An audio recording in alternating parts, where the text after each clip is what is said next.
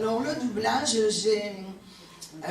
je savais pas ce que c'était, jusque je venais de jouer, donc je jouais Virginie, j'étais repartie au cours Simon, et je jouais, je crois, à Miami de Barrier Grédy, avec Marion Mouban et Daniel Sicaldi. Et toujours par le cours Simon, j'avais été engagée. Bref, c'est à ce moment-là que je sortais avec Georges Poujouli, qui était un amour. On était comme des gamins quand on avait 16 ans et demi, 17 ans. Et donc, Georges, un jour me dit, mais tu connais le doublage, tu connais la synchro? Alors je dis non, je sais pas. Ah, il me dit, tu devrais venir avec moi, je vais t'emmener. Je crois que c'était chez Richard Hens, qui n'existe plus.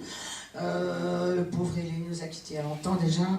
Et donc, il m'a emmené avec un autre copain et assister, comme on fait beaucoup maintenant. On invite les jeunes comédiens en herbe à venir s'exercer en écoutant, en regardant.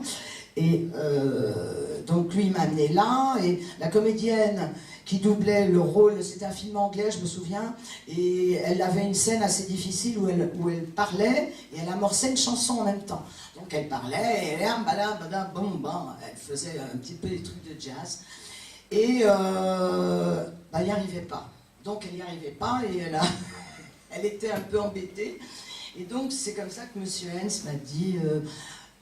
bah tiens, mademoiselle, voulez-vous essayer? Vous faites un essai là-dessus.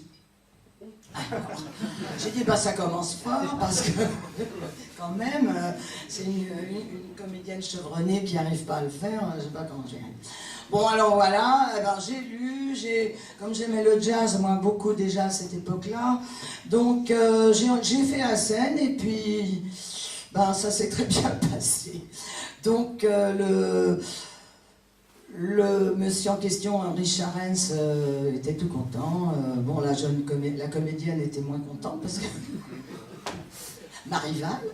Et donc, finalement, ça s'est passé comme ça. Il m'a dit, bon, bah, je vous appelle, et c'était pas... allô, on vous rappellera, c'était pas ça du tout.